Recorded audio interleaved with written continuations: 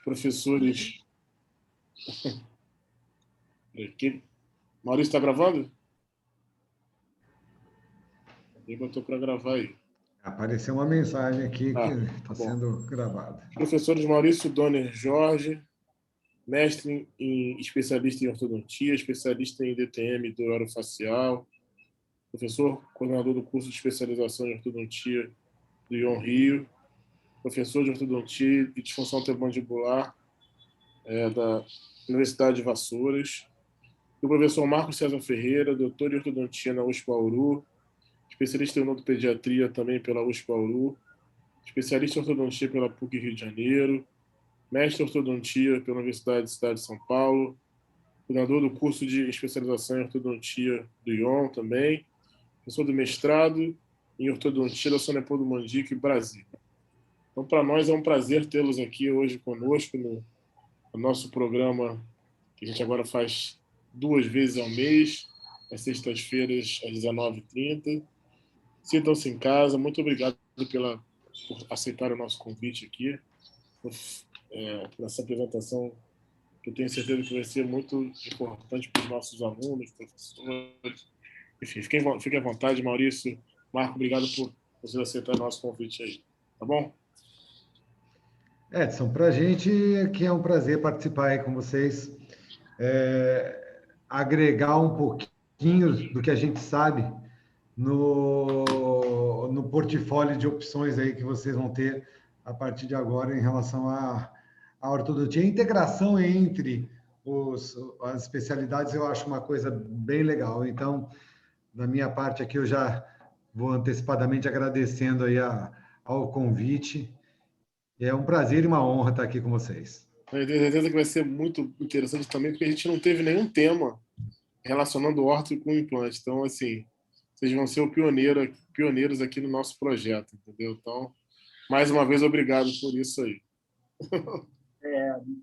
Muito obrigado, Edson e Alácia, pelo convite aí. Ficamos muito satisfeitos de poder estar participando, né? E desde já agradecendo e dizendo que o tema realmente é um tema muito interessante, né?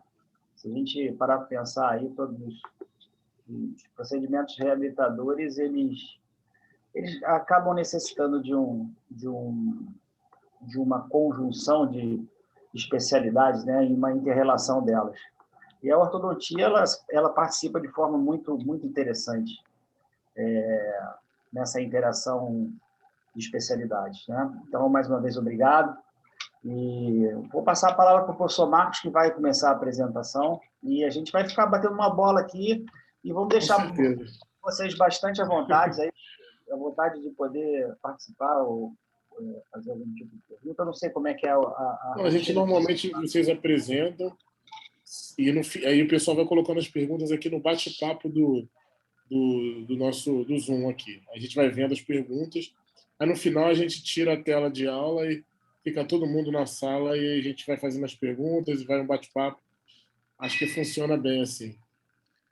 Bacana, então, Edson. Maravilha. Então, vamos lá. Na verdade, assim, a ideia, né, quando o Maurício me comunicou a respeito do tema, a ideia foi a gente fazer bem um bate-papo mesmo, mas, tipo, eu imaginei a nossa conversa aqui como, mais ou menos assim, eu e o Maurício sentados numa mesa falando sobre ortodontia e associando a implantodontia. Então, eu quero uma coisa bem... A ideia era fazer uma coisa bem despojada e tal.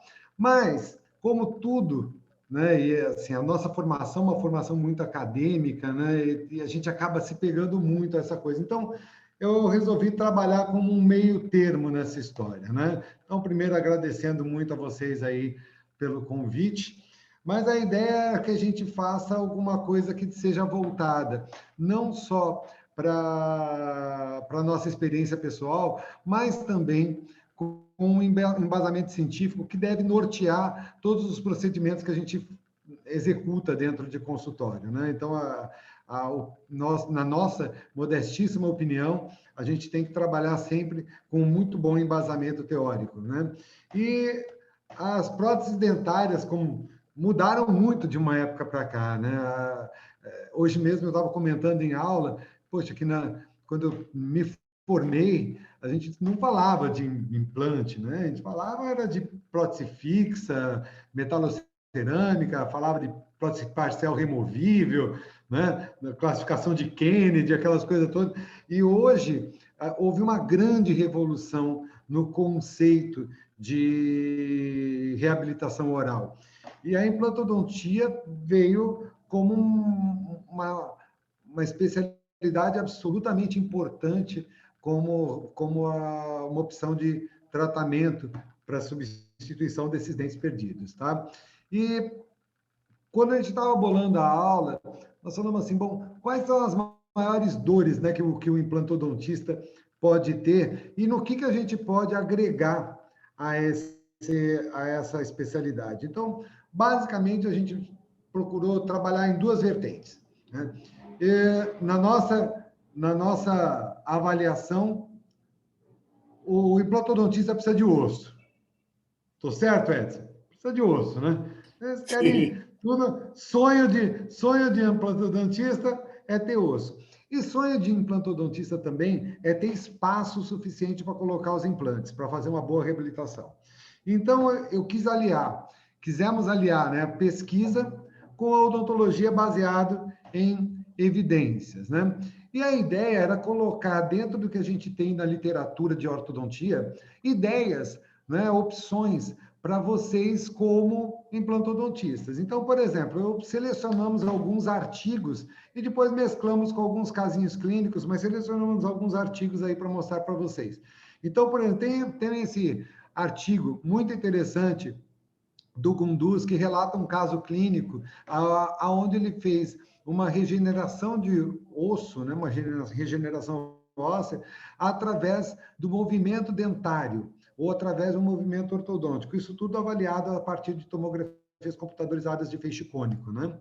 Então, nota, foi um caso aonde ele havia uma necessidade de uma reabilitação, era um caso ortocirúrgico, tinha uma reabilitação posterior para ser feito, mas havia uma necessidade de uma reabilitação oral aqui. E esse osso não parecia muito favorável para a instalação de um implante. E o que a ortodontia pode auxiliar aí a implantodontia nesse tipo de situação? A gente pode auxiliar vocês fazendo o seguinte, uma verticalização desse molar, né, e melhorar esse sítio ósseo. Então, a ideia do autor aqui foi, através de um mecanismo de cantilever, que a gente chama que é um mecanismo que é utilizado para fazer essa verticalização desses dentes, foi feita uma reabertura desse espaço. Deixa eu pegar aqui um apontador aqui, um laser pointzinho aqui. Deixa eu pegar aqui. Opa.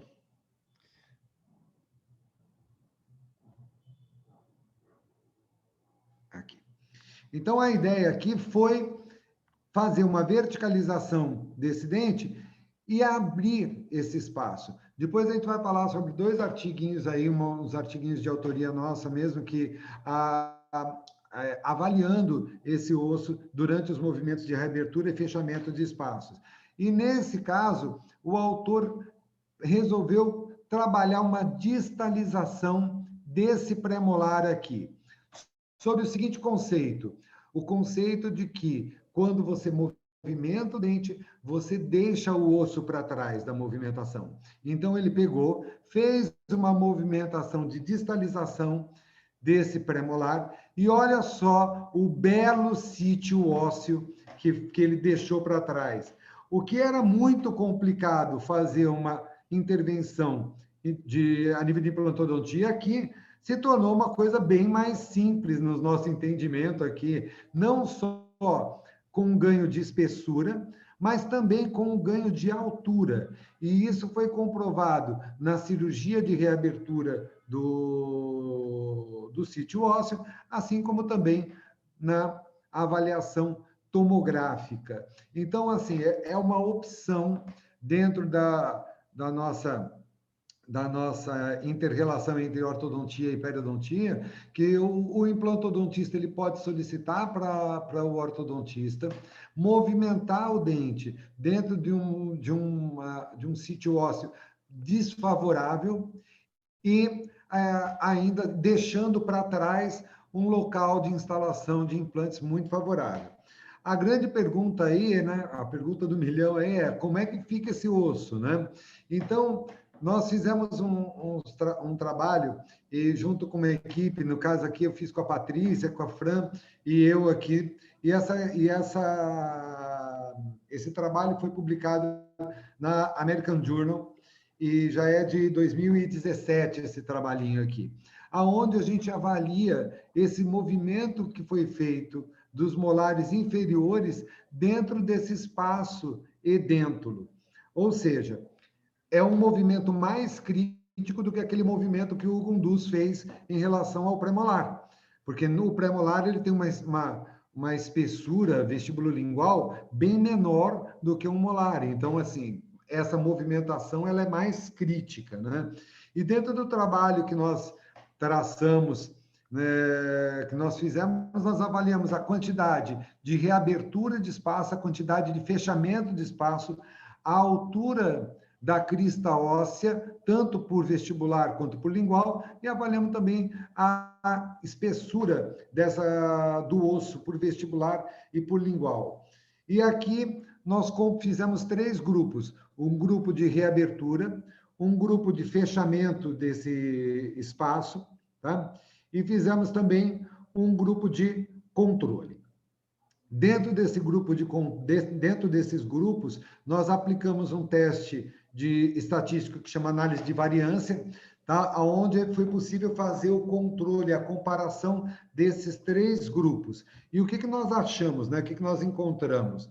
Que os premolares nada sofrem com a abertura ou com o fechamento dos espaços. Já na questão dos molares, é possível a localização aqui de uma diferença que foi estatisticamente significante para as alturas, tanto na parte lingual quanto na parte vestibular, mas nos segundos molares. Porém, a diferença entre o grupo de reabertura e o grupo de fechamento, eles foram considerados estatisticamente semelhantes. Ou seja, embora no grupo de fechamento a gente tenha tido um pouquinho mais de perda óssea no sentido vertical, essa perda óssea ela não chegou a ser nem estatisticamente significante, nem clinicamente relevante, né?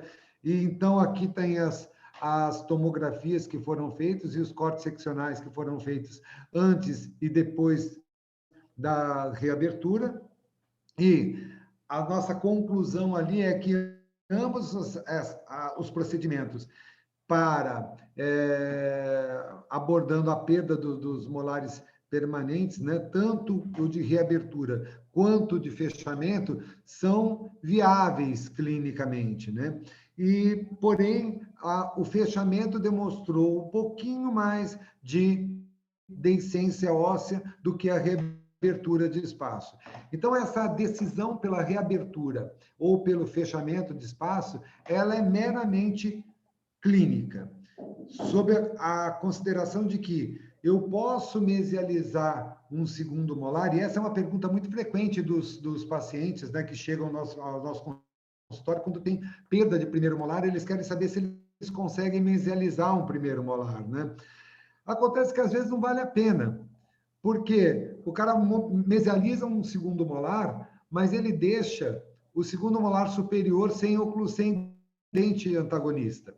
Então, às vezes, não vale a pena você fazer mesmo uma reabertura de espaço. Mas é clinicamente viável, tanto a reabertura quanto o fechamento.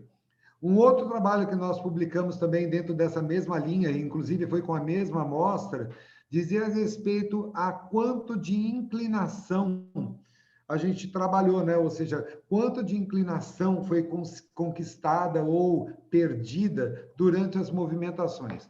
Vale lembrar que todos esses tratamentos eles foram executados foram feitos com ortodontia fixa. Nenhum deles foi feito com alinhadores, e depois a gente vai mostrar um casinho com alinhador para fazer uma breve comparação. Então, aqui eram os tipos de modelo que nós tratávamos, né? Os tipos de paciente que nós tratávamos, e aqui foram as medidas que foram feitas, modelos escaneados, e aqui foi feitas as medidas de inclinação, né? Então, de angulares, tanto no sentido mesodistal quanto no sentido vestíbulo-lingual. E aqui a distribuição dos grupos, né? Entre masculino e feminino, a média de idade no grupo de reabertura, a média de idade no grupo de fechamento, mostrando que os grupos eram bem homogêneos. E aqui foram os resultados que foram obtidos. Ou seja, dentro dessa linha aqui, dentro de uma análise de comparação, aonde nenhum desses valores foi obtido estatisticamente significante, a gente pode considerar que tanto os grupos de abertura como os grupos de fechamento mantiveram um bom paralelismo, o que é muito favorável na hora de você fazer uma reabilitação. Você tem um espaço onde os dentes possuam um paralelismo. E quando eu falo os dentes possuindo paralelismo, eu estou falando dos dentes por completo mesmo, né? Coroa e raiz, o que possibilita a gente trabalhar, o implantodontista trabalhar com a instalação dos implantes aqui.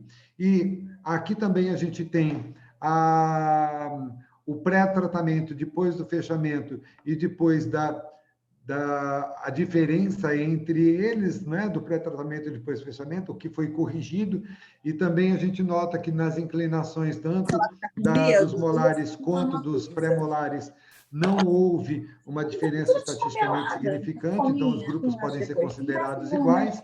E aqui, depois da abertura dos espaços, aonde a não ser pela inclinação do primeiro pré-molar, não houve uma diferença que tenha sido considerada estatisticamente significante. Então, assim, naqueles casos aonde acontece, e isso daí, a frequência que isso acontece é muito grande, a perda de primeiro molar inferior e consequente inclinação dos segundos molares, a opção de reabertura, ela não está vinculada à qualidade óssea ou à perda óssea. É possível fechar espaço, é possível reabrir esses espaços. Então, isso vai ficar muito por conta da decisão clínica mesmo, do que o paciente está a fim de fazer. Tá? Não existe nenhum impeditivo. E aqui a comparação é entre os grupos de fechamento e abertura, onde a gente também nota que não houve nenhuma alteração muito severa, a não ser pela distância cérvico-oclusal, ou seja, comprovando aquela pequena deiscência óssea que a gente diagnosticou nas tomografias no trabalho anterior. Hoje em dia, a gente tem muita a procura dos pacientes por tratamentos estéticos, né? Então, nós temos um ex-aluno e atualmente grande amigo nosso, o Dr. Rodrigo, e hoje ele é considerado um dos caras mais renomados aí na arte de fazer ortodontia com aparelhos invisíveis, né? Então, ele tem talvez, acho que ele esteja entre 1% dos ortodontistas vinculados aos alinhadores, né? Os dos melhores ortodontistas vinculados aos alinhadores. E ele me mostrou esse caso e eu achei interessante a gente trabalhar um pouquinho em cima disso. Ele tem um caso dessa paciente, onde essa paciente possuía aqui uma prótese fixa. Então, aqui a gente tinha um pôntico, né? E esse pôntico vinha encontrado aqui. Então, aqui a gente vê um espaço e a paciente quis fazer um tratamento e foi sugerida a ela fazer o fechamento desses espaços ao invés de uma reabertura. E esse fechamento de espaço, ele deveria acontecer e foi feito com Invisalign, né, no caso, e a ideia era que esse fechamento de espaço ocorresse de forma mais paralela possível.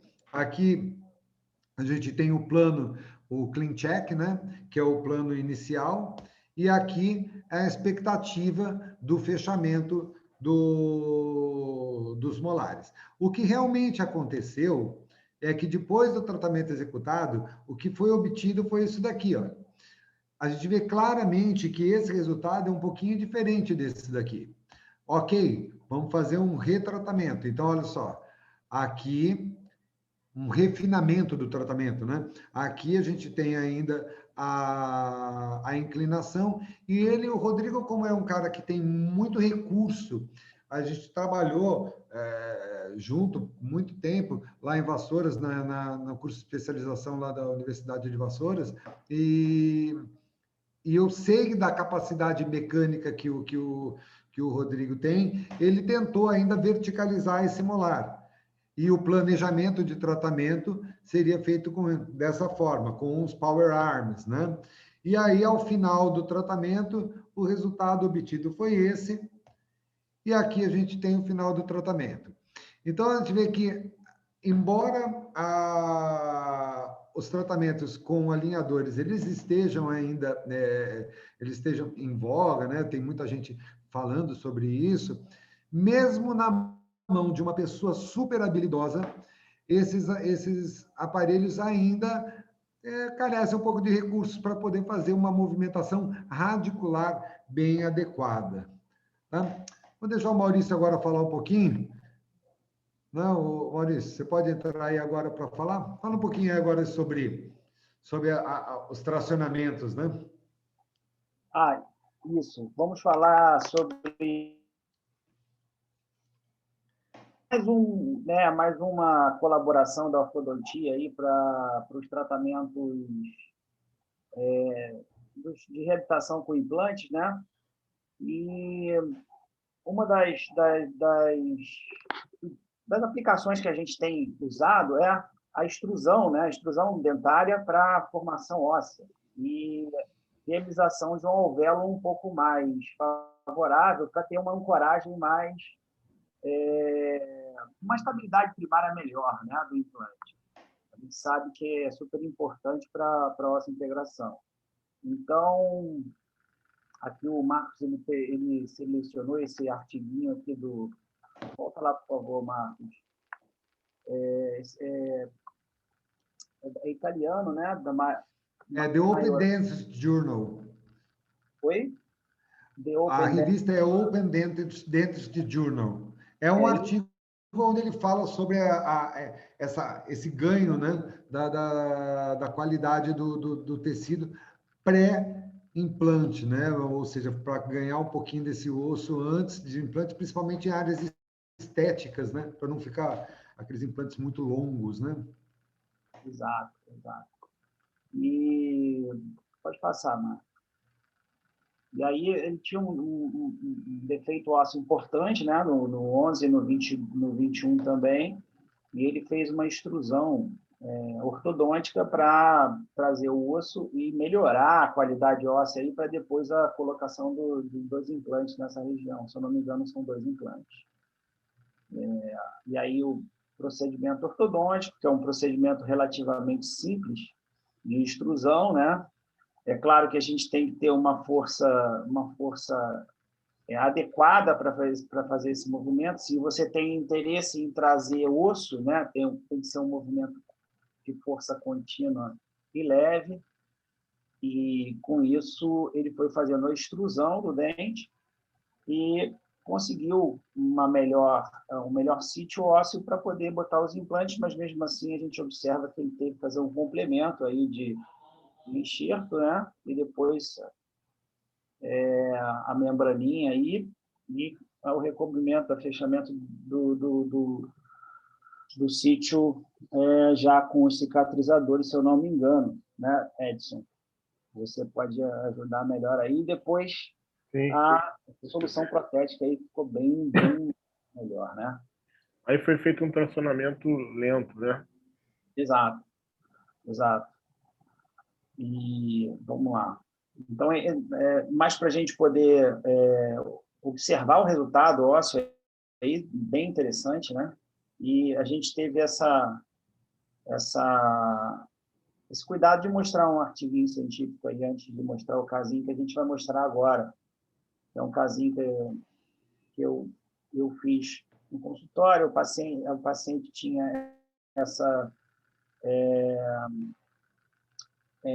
esses dentes, o 11 e o 21, também condenados por fratura e também uma perfuração, que a gente observa aqui exatamente aqui na tomografia, né? E, na verdade, eu não tenho a tomografia do 11 especificamente, o corte do 11, mas eu tenho do 21, mas depois vocês vão observar quando o dente foi extraído, que no 11 existia também uma perfuração. E a ideia era fazer um tracionamento, nesse caso, também lento, para gerar, né, um pouquinho mais de osso e uma ancoragem primária do implante melhor. E esse caso foi desenvolvido pelo Dr. Carlos Eduardo, um colega que indicou essa paciente para mim. E eu queria mostrar que isso realmente é mais uma ferramenta que a ortodontia pode estar oferecendo para o implantodontista, né, nessas situações. Pode passar mais uma aí, Marcos. Aí a gente tem aqui, vocês veem na minha mãozinha? A mão aqui no slide, não? Tem um pontinho vermelho, né? Ah, tá. Não, o pontinho vermelho é que eu que estou comandando o pontinho vermelho. O pontinho vermelho é meu, Maurício. Então, tá, joia. Você consegue subir um pouquinho a imagem, Marcos? Não, subir um pouco, né? A imagem, não. Tá bom. Então, aqui no lado esquerdo da tela, nós temos a foto inicial, né? A gente vê que já tem um defeitinho ósseo aí, e a gente pode observar a raiz residual que está intraóssea, né? Mas já é uma raiz que a gente tem aí pelo menos mais 3/4 de raiz dentro do osso, né? E aí a ideia foi colocar um aparelho e fazer a extrusão lenta, trazendo o osso, e vocês vão observar que gradativamente a raiz o dente foi sendo fazendo a extrusão e trazendo o osso, né? E sendo gradativamente trazido para fora, como se a gente estivesse extraindo os dentes mesmo. Mas, na verdade, o objetivo é trazer o osso gradativamente. E, depois disso, a um certo momento, o próprio implantodontista achou satisfatório, né, o que sobrou aí de alvéolo. Aí ele já fez a extração, né? A gente consegue observar no dente que tem a raiz inteira, o que eu falei, a perfuração na vestibular, e o outro tinha uma fratura, né? Então, estavam indicados mesmo para ser extraídos, e foi feito a extração e a colocação imediata do implante com o cicatrizador.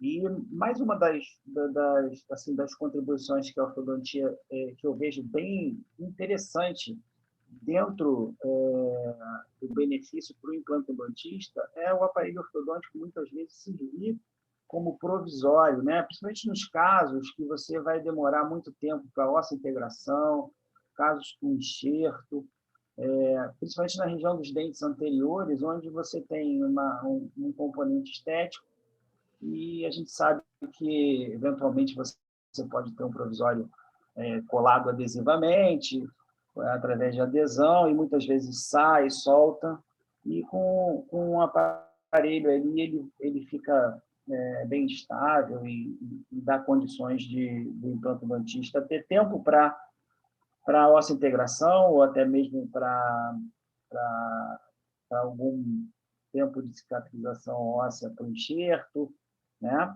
Então, a gente observa, né, na última figura a recolocação dos provisórios, né?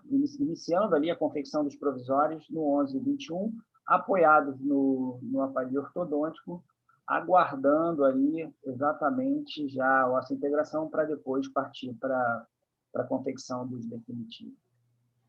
Ok. Quer falar agora, Marcos? Pode ser. Aqui então nós falamos assim, primeiro, abordamos a questão da perda dos primeiros molares e o que a gente pode fazer em termos de fechamento e reabertura. Falamos a respeito do tracionamento lento dos incisivos para deixar um leito ósseo mais adequado.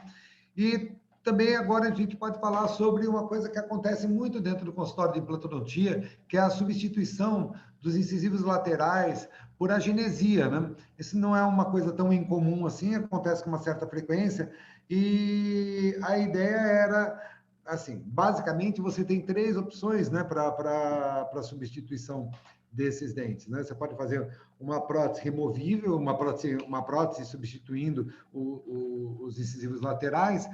A gente pode fechar o espaço com os caninos, né?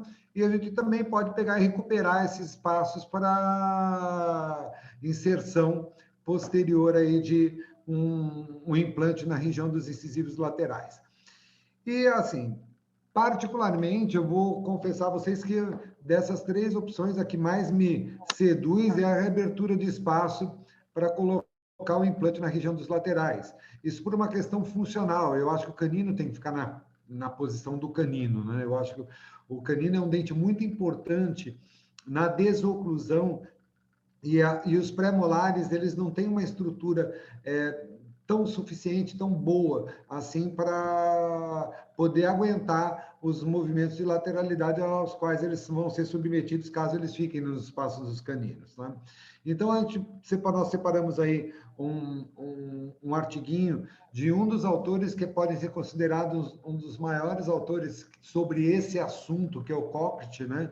Que é um dos caras mais conceituados quando o assunto é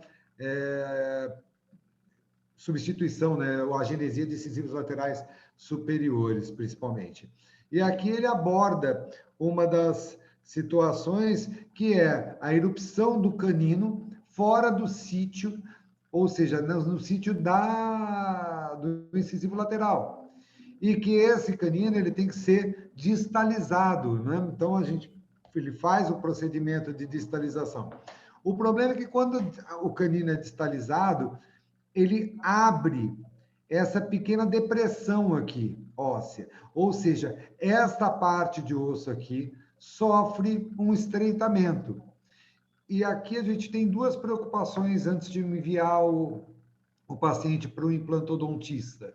A preocupação de ganho do espaço mesiodistal para caber o incisivo lateral aí de bom tamanho, e para isso a gente tem análises, né, que a gente pode trabalhar em cima de proporções áureas, mas uma análise que a gente comumente usa na ortodontia é uma coisa que a gente chama de análise de Bolton, para adequar o tamanho correto do incisivo lateral. Mas também existe a preocupação de deixar os dentes com um paralelismo, porque, via de regra, a força que nós aplicamos nos dentes, ela passa muito distante do centro de resistência. Então, eu vou aplicar uma força na coroa aqui, aplicar uma força na coroa aqui, e a tendência é que as coroas se afastem, mas as raízes se aproximem. Então, a tendência é que aconteça isso aqui. Tá? Então, a gente precisa tomar muito cuidado. Às vezes, o paciente ele tem espaço, quando clinicamente ele tem espaço, mas dentro da raiz ele não possui esse espaço. Então, afastar os dentes significa aproximar as raízes. Então, essa daí é uma queixa bem frequente dos implantodontistas no controle radicular para ele poder ter espaço de osso suficiente para colocar o implante. E há alguns fatores que são limitantes, né? Por exemplo, pacientes que possuem classe 3, eles podem, durante um mecanismo de compensação dentária, aonde a gente procura sempre vestibularizar os dentes superiores e lingualizar os inferiores, há uma convergência natural com uma frequência bem importante. E essa compensação dentária, muitas vezes, impede a instalação de um implante, dada a necessidade da vestibularização dos incisivos superiores, tá? Mas aí tem um outro caso clínico, eu vou deixar o Maurício conduzir esse caso clínico. Vai lá, Maurício. Então, esse caso clínico é um caso bem interessante, um caso de um paciente jovem que nos procurou por volta dos 9, 10 anos, né? Um paciente que tinha uma mordida cruzada, e a gente observa que ele não tem os laterais presentes, né? Então, provavelmente tem agenesia, e uma mordida cruzada unilateral, na verdade, quando a gente manipula o paciente em relação cêntrica, a gente vai observar que a gente tem uma mordida cruzada bilateral verdadeira, né? Essa mordida cruzada unilateral, ela é relativa, né? E pode passar, Marcos. E observando aqui a maxila, a gente observa uma atresia maxilar importante em relação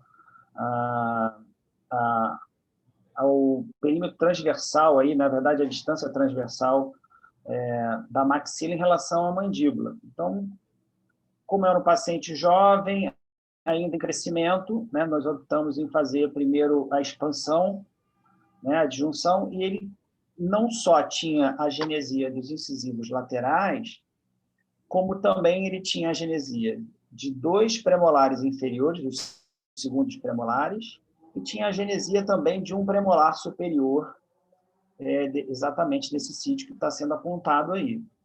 Ok? Então, como primeiro procedimento, nós fizemos uma expansão, uma disjunção, né, da sutura palatina mediana com o disjuntor de Reis modificado. Pode passar, Marcos.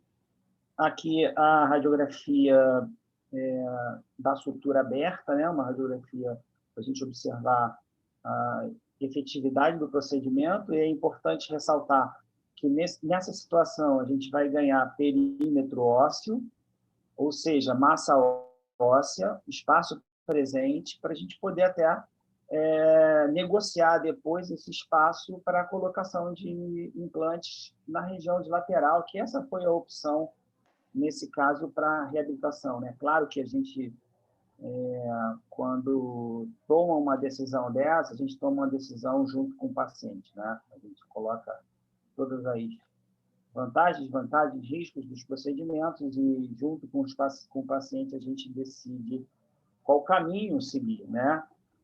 Abrir ou fechar, colocar implante ou colocar o canino no sítio do lateral, ou então uma prótese, né? E, nesse caso, a decisão foi abrir e colocar implante na região do lateral. E aqui a gente fez a expansão óssea. Observa que a mordida cruzada já não existe mais, a linha média está alinhada, né? Já está na mesma direção da superior e inferior, e o espaço, né, viabilizado também para depois negociarmos a colocação de implante na região do lateral.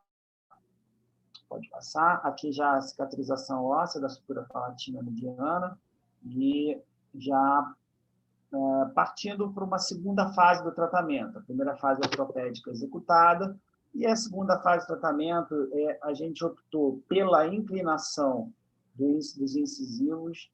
A gente ainda fez a extração de mais um premolar, né? Foi até um pouco engraçado, porque quando eu conversei, passei o planejamento para responsável, eu falei que a gente ia tirar mais um premolar de um paciente que não tinha 5 dentes. Foi um pouco assustador, mas a gente observa que melhorou a inclinação dos incisivos, viabilizamos os espaços para os incisivos laterais, aí a gente tem os provisórios em aparelho fixo, né, colado com aparelho fixo, e, claro, aí, nessa situação, a gente coloca para o paciente qual caminho ele quer seguir. Ele quer colocar uma provisória adesiva, ele quer colocar uma provisória removível, ele quer colocar manter a provisória fixa, né, com o aparelho, até a colocação dos implantes ósseo-integrados, né, já que o paciente estava em crescimento ainda. E aí a opção do paciente foi manter o aparelho e aguardar a terceira fase, que seria a fase onde você conseguiria colocar os implantes. Ou seja, crescimento finalizado, e aí a gente observa os espaços, os sítios, e é importante ressaltar o que o Marcos acabou de falar, né? A gente, com o aparelho fixo, a gente conseguiu fazer um controle maior do posicionamento radicular, da inclinação radicular, e da viabilização de espaço para colocação de implantes nessa região. Então, aqui a gente tem o sítio do lado esquerdo. A gente observa aí que o corte 4 e 5 seria o mais próximo aí do centro, né? Aí tem 5,2 de espessura e uma altura bem viável para colocar um implante. Há muito tempo atrás, a gente não tinha implantes tão fininhos, né? Com uma plataforma, né? Como vocês falam, Edson, plataforma, né, Edson? O diâmetro dele, né? O diâmetro, a plataforma, não é isso, Edson? A plataforma, na verdade, é ser hexágono externo, interno, polimorfo, enfim, mas aí nesse caso seria o diâmetro, né? O diâmetro, beleza. Então, antigamente não tinha diâmetros tão menores como a gente tem hoje, né? Hoje em dia você tem implantes com diâmetro de 3, de 3,5, até um pouco menos que 3.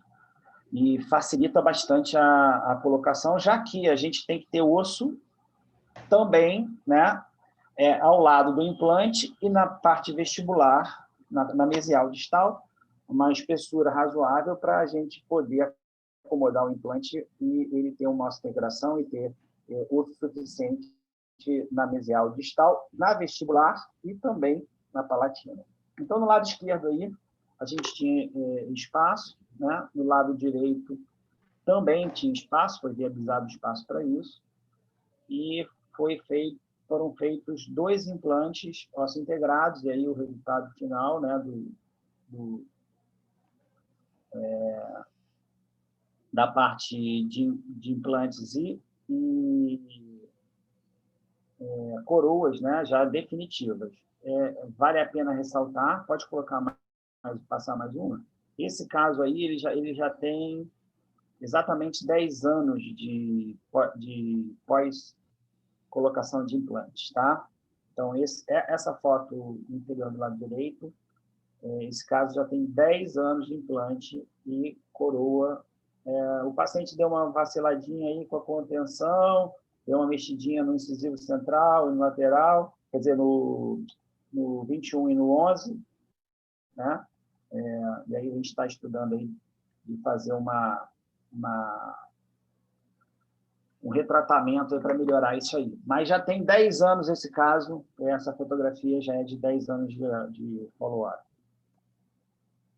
Então, está aí a radiografia da colocação dos implantes. A gente observa um resultado bem interessante. Essa radiografia é de 5 anos de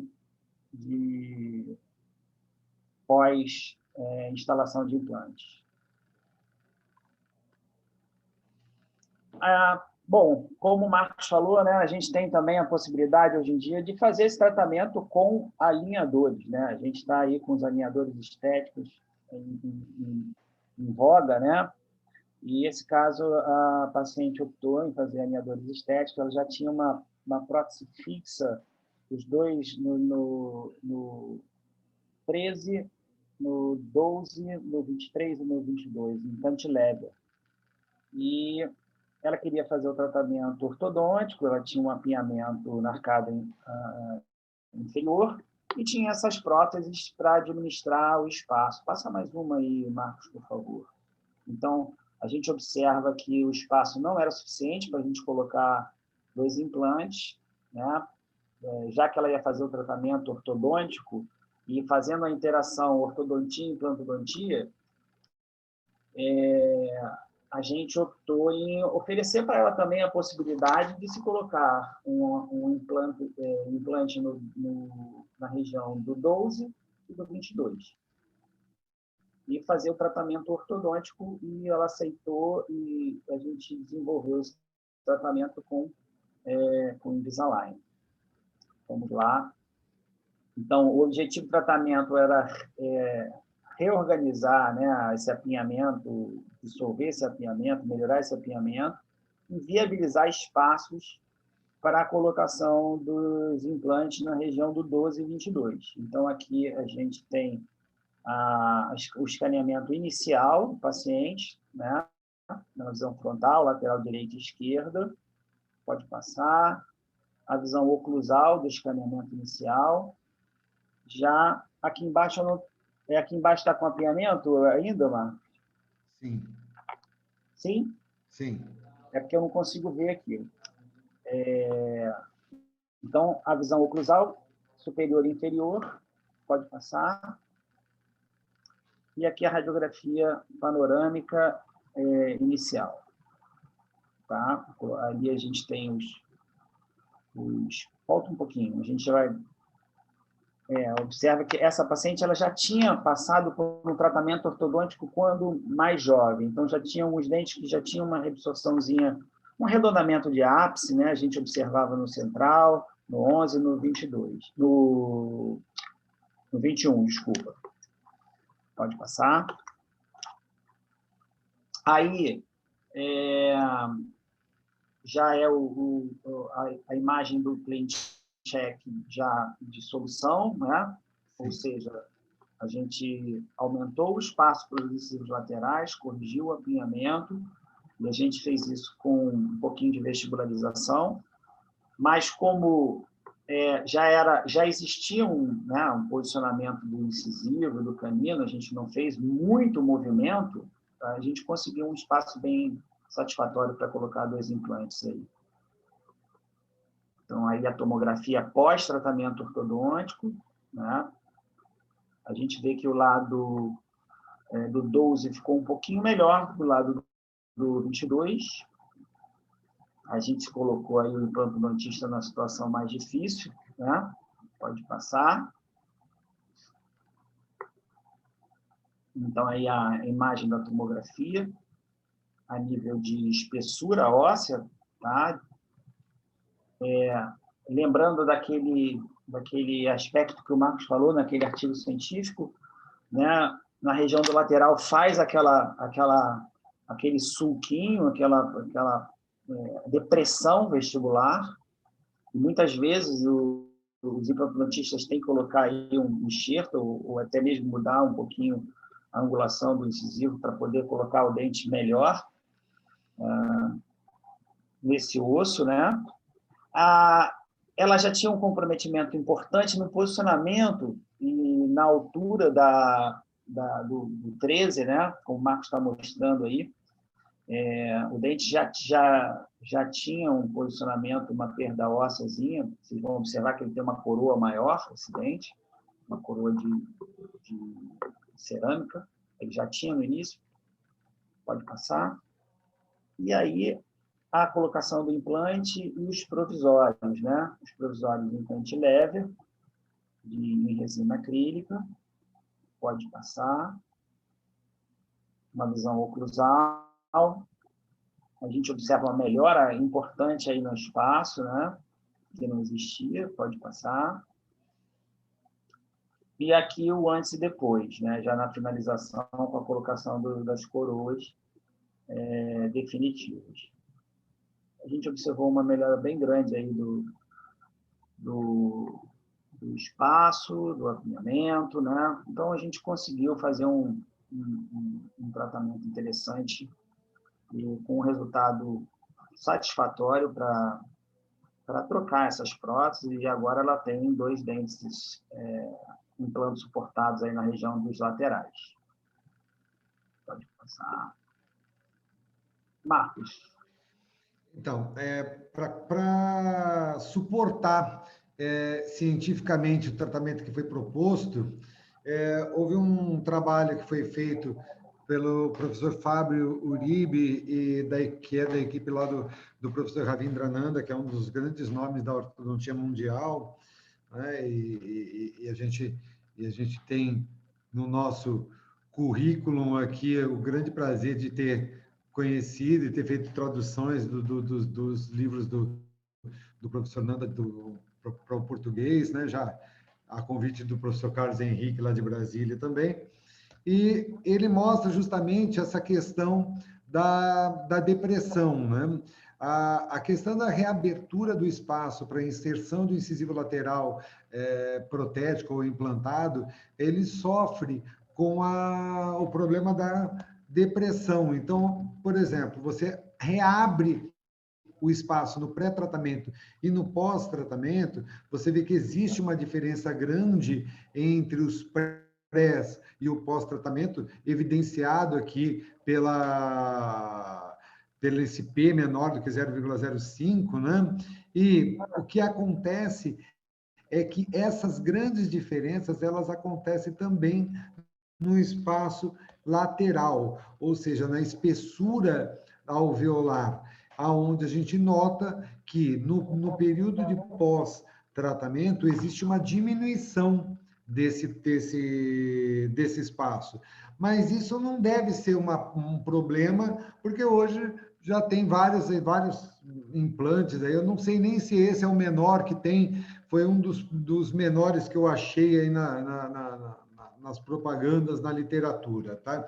Então, a gente acredita que a reabertura do espaço, ele promove alguns benefícios muito importantes dentro da questão funcional, na questão da desoclusão em lateralidade, e que isso, embora diminua um pouco a espessura óssea, que essa diminuição ela não é significativa a ponto de impedir a inserção dos implantes, até porque hoje em dia a tecnologia na própria fabricação dos implantes já permite implantes de menor espessura e que comportem essa inserção, mantendo uma boa estética.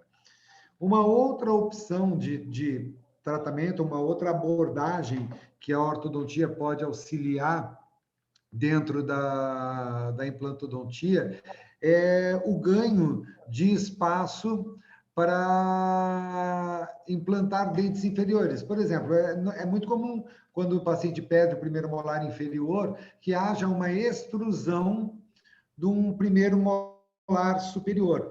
E essa parte eu quero deixar muito claro, né? Porque a ideia, e a gente vê muito artigo escrito, e eu vou mostrar aqui para vocês alguns escritos de forma equivocada, aonde, por exemplo, eu tenho aqui uma situação de diminuição de espaço protético. O que o implantodontista vai querer aqui? Ele tem osso para fazer implante? Tem, mas ele não tem espaço, altura para reabilitar o paciente. Então, ele necessita que a gente faça uma intrusão dos dentes. O que eu quero deixar bem claro com vocês é que nem todo dente pode, ou melhor, nem todo dente deve ser intruído. Poder ser intruído, ele pode. A gente consegue fazer intrusão.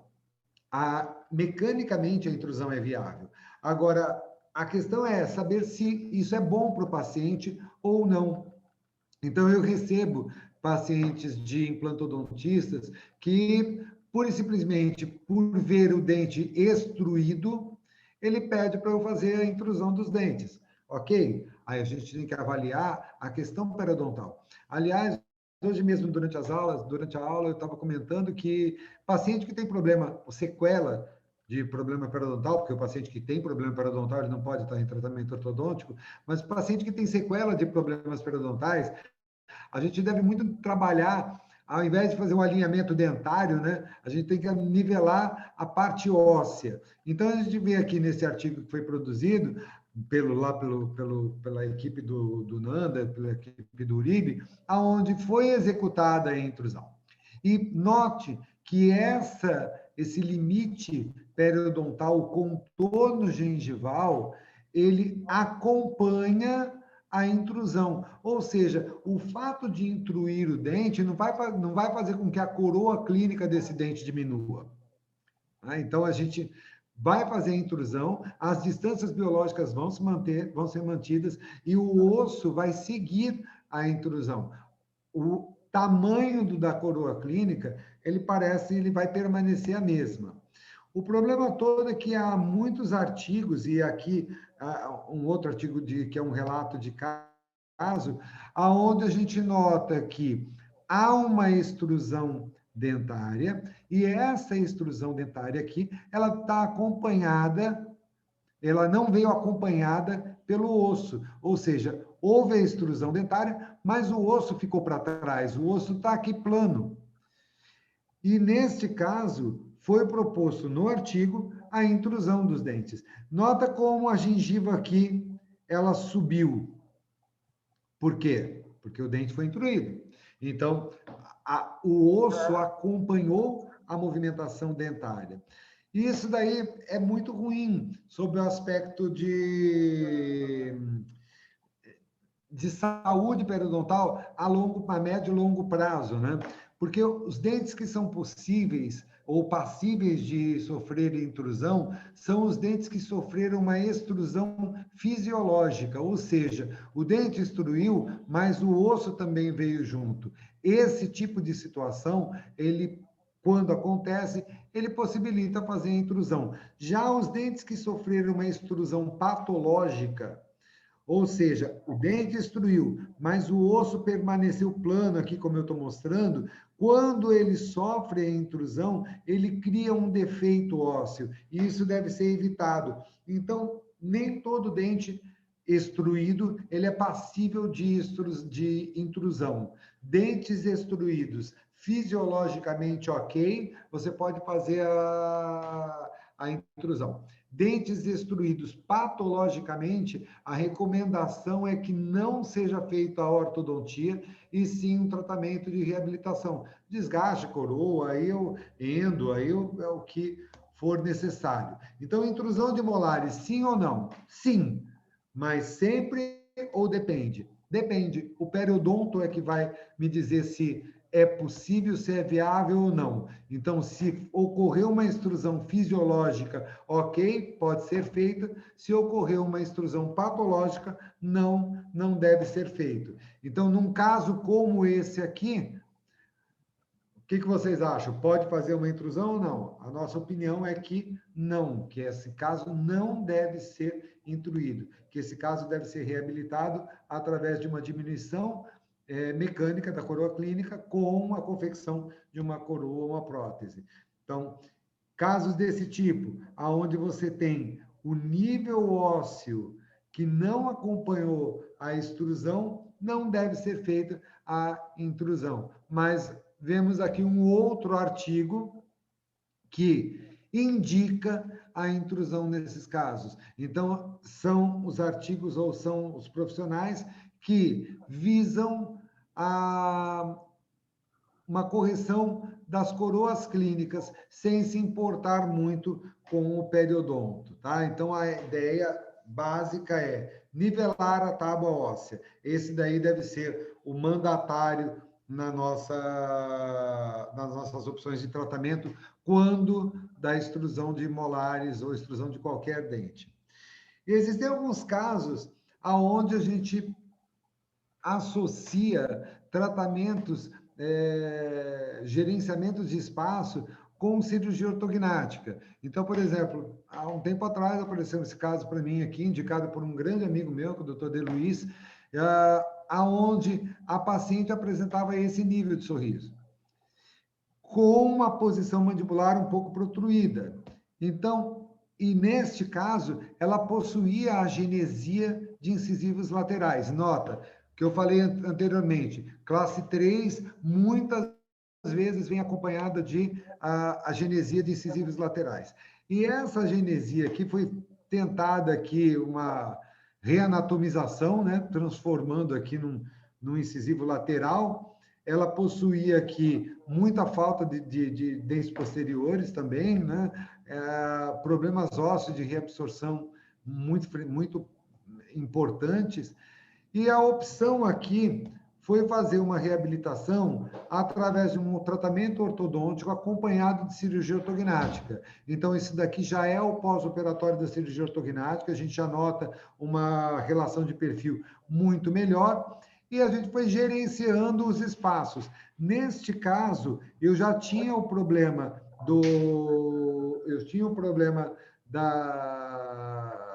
dos espaços laterais, foi sendo feita uma reanatomização, foi sendo feito aqui um gerenciamento desses espaços. Depois da cirurgia ortognática, os provisórios foram feitos, né, diminuindo um pouquinho aqueles incisivos laterais imensos que estavam, gerenciamento dos espaços para colocar pré-molares, e depois da reabilitação superior, que essa paciente ainda não fez a reabilitação dos dentinhos inferiores, e aqui o resultado final depois da reabilitação dos dentinhos superiores dela, tá? As próteses não foram feitas, eu não faço prótese, né? Então as próteses não foram feitas para mim, as próteses foram feitas pelo reabilitador, e aonde ele conseguiu um resultado estético muito satisfatório quando comparado ao caso inicial. Então, esse é um caso onde foi feito um gerenciamento para colocação de implantes associado à cirurgia ortognática, né?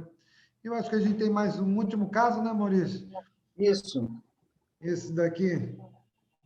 Era um caso de uma paciente que também, né, para finalizar, muitas vezes a gente se depara com situações clínicas que, por condição de uma má oclusão mais severa, a gente observa uma dificuldade de reabilitação. E, nesse caso, existia indicação para reabilitação por implante, mas a má oclusão não permitia. Pode passar. Então, a gente observa um paciente classe 3, né?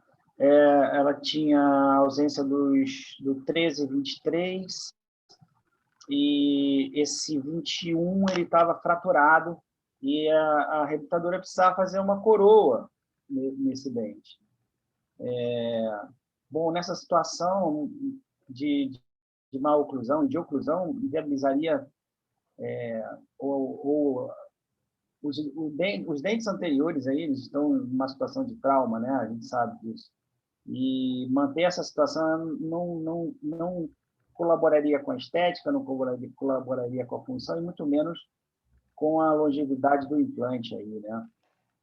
Então, foi indicado o tratamento ortodôntico para viabilizar uma melhor situação de oclusão, de estética para essa paciente, né? Pode passar.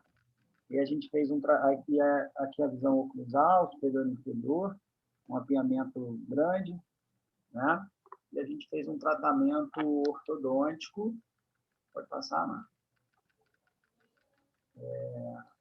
Fizemos um tratamento ortodôntico com extração de um premolar inferior, né? Pode passar.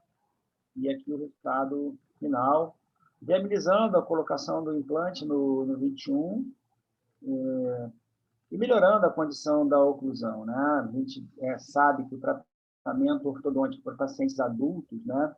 Muitas vezes a gente tenta se limitar a resolver parte da queixa ou a queixa do paciente, né? Na verdade, a queixa do paciente, e muitas vezes a gente não consegue o ideal. Mas, dentro do que se apresentava como maloclusão inicial, o resultado foi bem positivo. Foi possível, né, agora fazer um implante de forma mais satisfatória para a longevidade, aí, né, tirou os incisivos de trauma nessa região, e acho que ficou um caso bem interessante. Pode passar. Se observa melhor, inclusive, do perfil da paciente, né, porque ela tinha o lábio inferior mais à frente do superior, e agora está numa situação mais favorável, né, melhorando a autoestima, melhorando a qualidade de vida, e facilitando o implantologista e o reabilitador, né? Então, a ortodontia ela vem realmente aí com um pacote completo, auxiliando a implantodontia, né? A gente tem que trabalhar junto, muitas vezes previamente ao tratamento do implantodontista, e em algumas situações até depois mesmo da instalação dos implantes integrados, a gente pode necessitar finalizar ou utilizar os implantes integrados como algum procedimento de ancoragem para um movimento mais difícil, né? Então, eu acho que essa interação ela é super importante, né? Principalmente nos tratamentos que têm essa característica multidisciplinar. Pode passar, eu acho que com isso. Aí o sorriso final. Ficou bem legal. Essa reabilitação foi desenvolvida por uma colega, a doutora Maria Lúcia Tabet. Pode passar. O ganho de perfil foi muito legal. É um ganho imenso, né, para a paciente. E a gente trabalhou aí ortodontista, implantodontista, periodontista e reabilitador, né? Então, é muito gratificante a gente ter esse tipo de resultado. Pode passar. Chegou a hora das perguntas, né? E vou passar a palavra para o professor Marcos, se quiser falar alguma consideração final aí. Bem, a ideia foi fazer um overview, aí, uma visão de drone, né, nesse assunto tão vasto que é a inter-relação entre as disciplinas, né? A gente tem ainda várias outras coisas. Eu posso parar a distribuição da tela, Edson? Pode sim. Posso? Me permite? Claro. Pronto, agora a gente Agora todo mundo se vê, né? Sem máscaras, coisa boa. Então, a ideia é essa, né? A gente foi passar nessa horinha aqui que a gente ficou junto, dar um overview aí sobre as possibilidades, né? Então, a gente tentou abordar aí as maiores dores, ou seja, os maiores problemas, o que mais os implantodontistas nos pedem, né? Que é, por favor, arruma espaço, por favor, me deixe espaço dentro do osso, não é só fora do osso que importa, por favor, eu preciso de altura para colocar um implante inferior, né? Então, tentando resolver essas coisas e criando algumas possibilidades, né? Tentando deixar claro algumas possibilidades, como a migração dos dentes, largando o padrão perfil ósseo mais adequado, um sítio ósseo mais adequado para instalação dos implantes, além das possibilidades reais dos movimentos de intrusão, né? As possibilidades reais do movimento de intrusão, mostrando que nem todo dente deve ser intruído e que a gente tem que respeitar muito o periodonto, que eu acho que eu sempre digo que eu acho que eu sou um dos ortodontistas que mais gosta de periodontia, né? Que eu acho a periodontia mega importante, eu acho que a periodontia é o grande alicerce de toda a odontologia, né? Então, eu respeito muito isso daí, então nós quisemos montar uma aula visando essa abordagem aí. Estamos aí abertos aí às perguntas que eventualmente... Então, em relação que você... Primeiro, parabéns aí pela excelente apresentação de vocês aí. Era isso que a gente queria ter uma noção de como poder relacionar em vários tipos de planejamento ortodôntico com implantodontia. E, assim, duas situações que eu queria saber a opinião de vocês. Primeiro, foi você ter chamado a atenção em relação à intrusão. Você fala em relação ao periodonto, mas queria saber qual seria esse limite para a gente poder pensar em intruir ou não. E também, utilizando, no caso, a técnica de mini-implantes, enfim, não era o foco da aula, mas queria que você falasse alguma coisa nesse sentido. Qual seria esse limite, esse limiar, para que a gente tomasse essa decisão, obviamente, juntamente com o ortodontista, mas vindo da periodontia?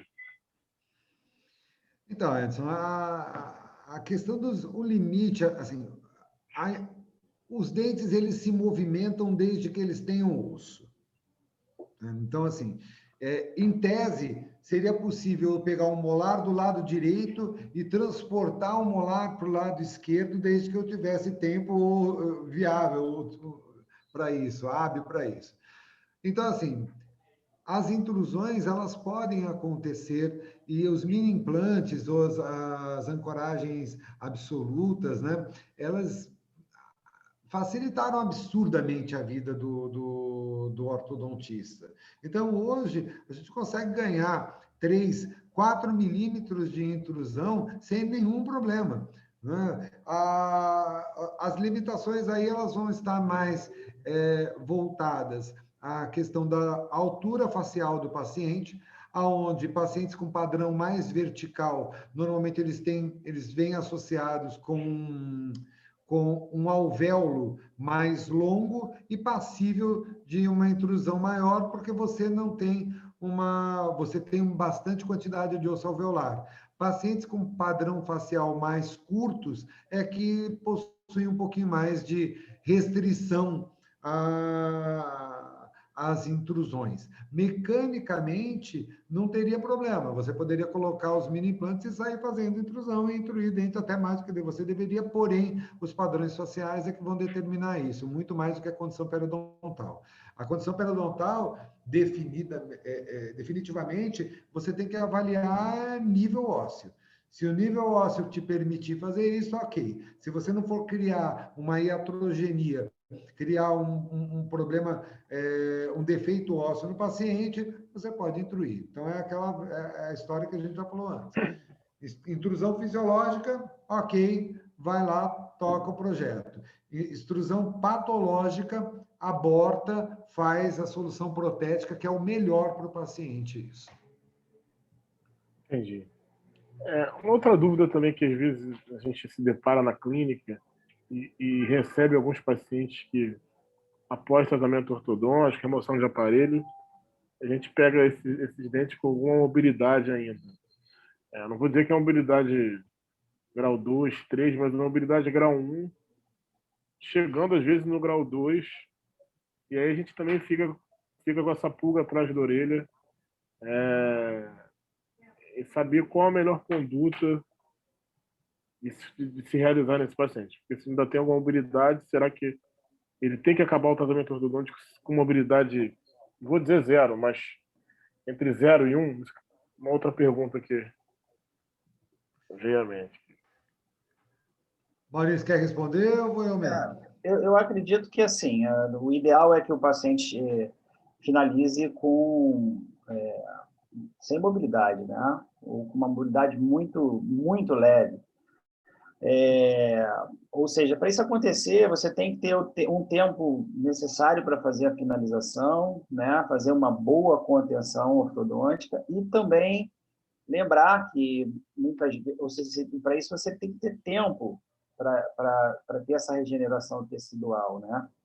E também lembrar da questão da oclusão, né? Muitas vezes observar, fazer um ajuste oclusal após o tratamento ortodôntico, fazer uma análise oclusal inicialmente, um ajuste oclusal, né? Porque muitas vezes o dente acabou de fazer uma movimentação e ele não pode estar num relacionamento oclusal satisfatório, em trauma, ou até mesmo com uma interferência, e não conseguindo aí se recuperar dessa movimentação que ele sofreu, né? Então, é importante que a gente, se o paciente tem um periodonto saudável, né?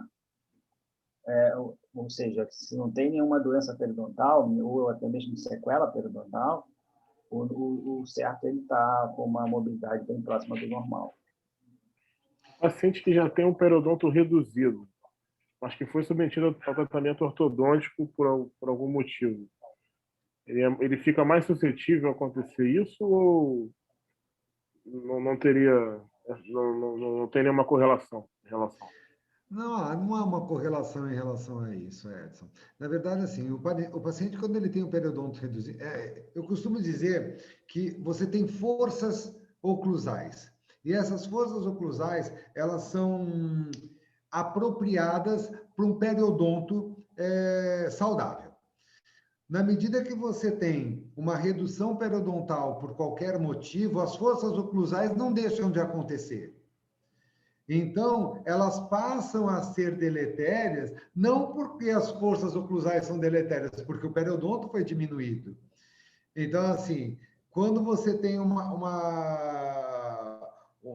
problema periodontal, que ele é localizado por um trauma, ele é criado por um trauma, é uma coisa, ele vai pegar, você está com trauma, ele reduz o periodonto, e quando ele reduz o periodonto, ele fica mais suscetível a fazer as movimentações quando eles são submetidos às forças naturais, né?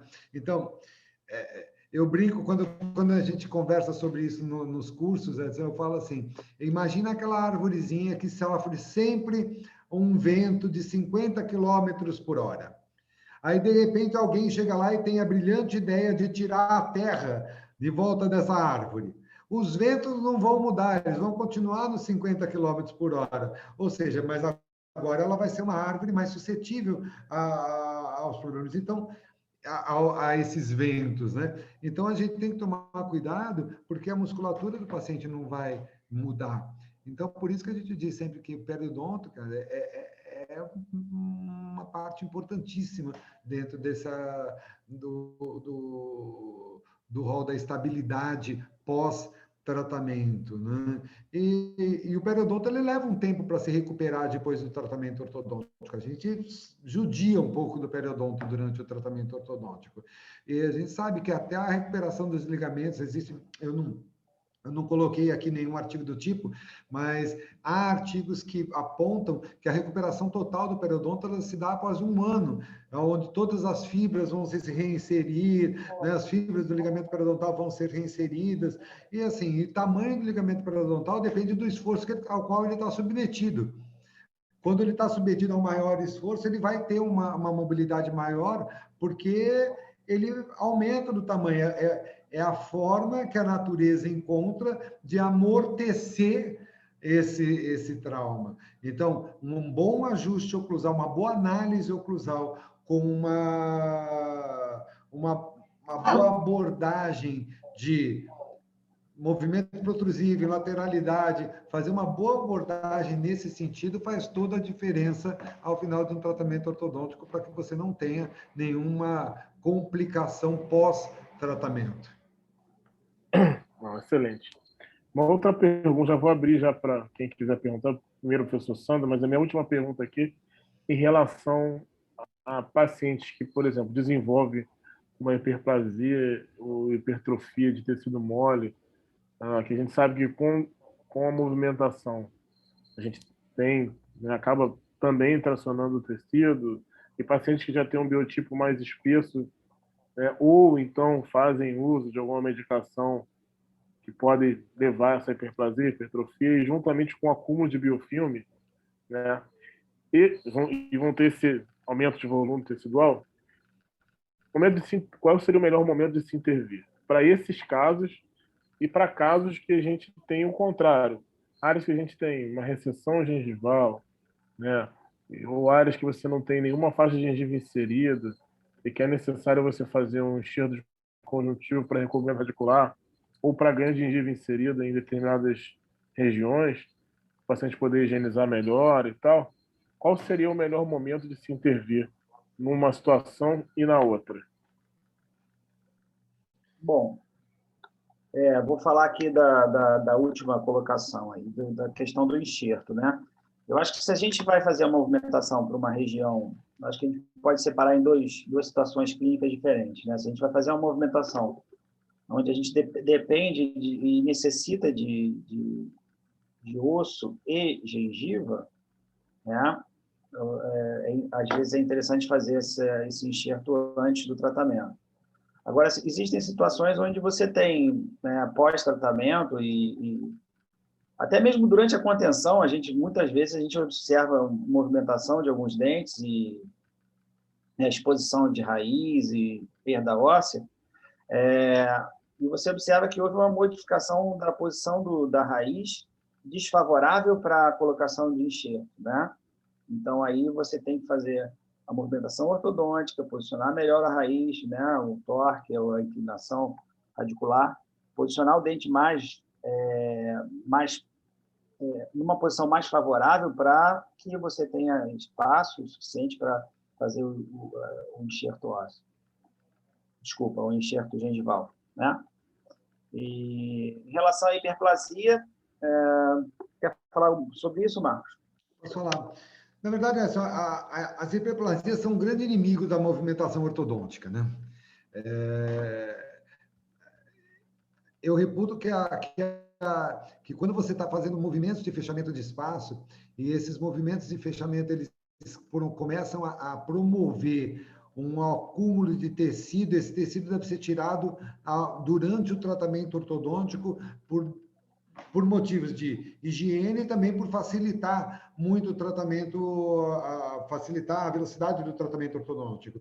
E em permanecendo essas hiperplasias, inclusive, elas podem criar recidivas ao tratamento ortodôntico. O próprio volume tecidual, ela acaba criando recidivas. Então, eu acho que esse bate-bola entre o ortodontista e o periodontista, e aí a gente já está falando do periodontista em si, né? Primeiro que eu acho que a periodontia ela tem que acompanhar o tratamento ortodôntico. De 4 em 4 meses, eu acho que o paciente tem que ir ao periodontista para ele dar fazer uma revisão, né, periodontal. E se caso estiver acontecendo alguma coisa nesse nível aí, é a paralisação temporária do tratamento ortodôntico, uma abordagem periodontal, eliminação do tecido que está hiperplasiado e depois retomada do tratamento ortodôntico naturalmente. Aí é tranquilo. A gente já retoma numa situação mais favorável para dar continuidade ao tratamento ortodôntico. Olha, excelente. Obrigado aí mais uma vez pela excelente participação de vocês. Vou passar a palavra para o professor Sandro, que já está aqui há algum tempo. E aí, depois dele, se alguém quiser perguntar também, fica à vontade, só abrir o microfone e pergunta. Sandro, boa noite aí, meu amigo. Tudo bom? Tudo bem. Está contigo a bola. Tá joia. Obrigado, prazer. Boa noite, seus professores aí. Agradecer a presença de vocês, agradecer a presença dos participantes. A princípio, a minha pergunta, até porque também eu faço um pouco de ortodontia aqui, mas nunca me ative atenção nessa questão da intrusão de dentes posteriores, que realmente eu ficava situado mais na questão estética dentária do que a parte periodontal. Eu achei interessante a colocação de vocês. Eu queria que vocês falassem para mim a opinião de vocês sobre a questão da recidiva, né? Na ortodontia, em que muitas vezes a gente tem que fazer uma nova atuação ortodôntica, um novo refinamento, porque a gente sabe que uma parcela desses pacientes apresenta recidiva. O que falar com ele, ou se há uma garantia desse tratamento, né? Essa é uma das questões, da questão da recidiva. E gostaria também que, o seguinte, que hoje na ortodontia a gente trabalha numa dimensão 2D, e que a gente não tem um pouco da noção dessas corticais ósseas medulares, né, ou essa questão da movimentação dentária dentro de um osso mais esponjoso, se isso favorece essa movimentação, se isso pode trazer mais riscos de reabsorções. A princípio, são essas duas coisas. E a terceira eu deixo um pouquinho mais para frente, só para vocês tentarem explicar um pouquinho mais para a gente. Então, vamos lá. Sam, cara, dentro desse bate-bolinha que a gente está fazendo aí, vamos lá. A questão a questão das recidivas, né? Essa coisa do tratamento ortodôntico para o resto da vida, isso daí é um conceito do passado, né? Hoje em dia, a gente costuma dizer que a gente faz o tratamento ortodôntico, que ele dure até onde ele durar, e depois, se ele precisar, a gente refaz e tudo de bom. Né? A gente costuma dizer que o cirurgião plástico, quando vai fazer uma cirurgia plástica no paciente, ele nunca vai falar para o cara que ele nunca mais vai ter uma ruga. Então, do mesmo jeito que o cara não pode prometer isso, a gente também não pode prometer que o tratamento ortodôntico vai ser para sempre. Nada é para sempre. Né? Então, a gente não, uma boa parte dos ortodontistas, pelo menos os que saem da nossa tutela, já saem com esse conceito de que a ortodontia é um tratamento que deve ser feito. Ótimo que ele dure o máximo de tempo possível, ótimo que ele tenha a melhor estabilidade possível, e os tratamentos ortodônticos, nós entendemos que quanto maior a movimentação, maior a chance de instabilidade, Então, manter a coisa no mais simples, muitas vezes é o melhor. Tá? Então, existe até um princípio que a gente fala que é o princípio KISS, né? O Keep It Simple, sir. Mantenha a coisa mais simples possível para que você tenha uma menor recidiva. E a questão das tábuas ósseas, eu vou te falar que eu me sinto muito confortável para falar sobre isso, porque dentro dos meus programas de mestrado e do doutorado, eu sempre trabalhei com tomografias. Então, eu tenho uma larga experiência de tomografia. Isane, eu vou te falar uma coisa, movimentação ortodôntica que não causa problema periodontal no sentido anteroposterior são movimentações ortodônticas onde você não tomografou o paciente. A visão 2D ela é muito limitante sobre esse aspecto. Não há a menor possibilidade, nenhuma, zero de possibilidade de avaliação de tábua óssea vestibular ou avaliação de tábua óssea lingual através das radiografias que nós convencionalmente fazemos. Então, numa radiografia cefalométrica, numa radiografia panorâmica, ainda numa radiografia periapical, isso não existe. Então, esse conceito de que a ortodontia ela não cria danos periodontais, no meu entendimento, ele é um conceito muito questionável. E ele só não é ainda mais escancarado por conta da grande limitação ainda que o ortodontista tem em solicitar solicitar um exame tomográfico. E as limitações, elas são tanto de preço por parte do paciente, como propriamente de interpretação mesmo, porque dentro de você pede uma tomografia, raras são as pessoas que enxergam essa tomografia dentro de uma imagem DICOM. Normalmente, ela vai pegar os cortes que são feitos e que vem em PDF ou, no máximo, num viewer enviado pelo centro radiológico. Tá? Então, se você pega uma tomografia com um corte, um voxel adequado. E aí tem um outro problema, né?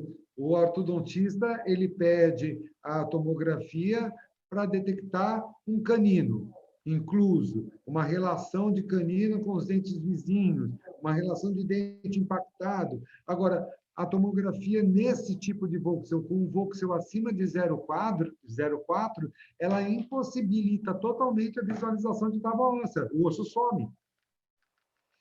Então, desde que você tenha um voxel adequado, abaixo de 0,4, não é? 0,2, é um voxel bom para você enxergar tábuas ósseas. E tem muito bons artigos que já mostram, artigos do Sarikaya, artigos do Juan, esses artigos que já mostram, evidenciam grandes perdas ósseas criadas por movimentações de retração, movimentação anteroposterior dos dentes. Só que isso só é visto na tomografia.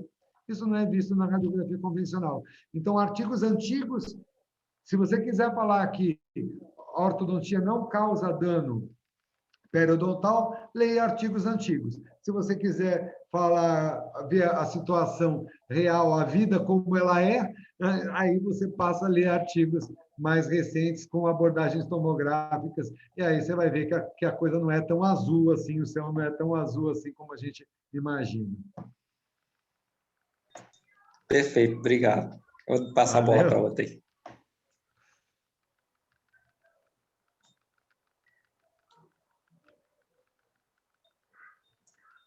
O Edson, pode direcionar as perguntas. Então, pessoal, mais alguém quer fazer alguma colocação, quer fazer alguma pergunta? Fique à vontade aí.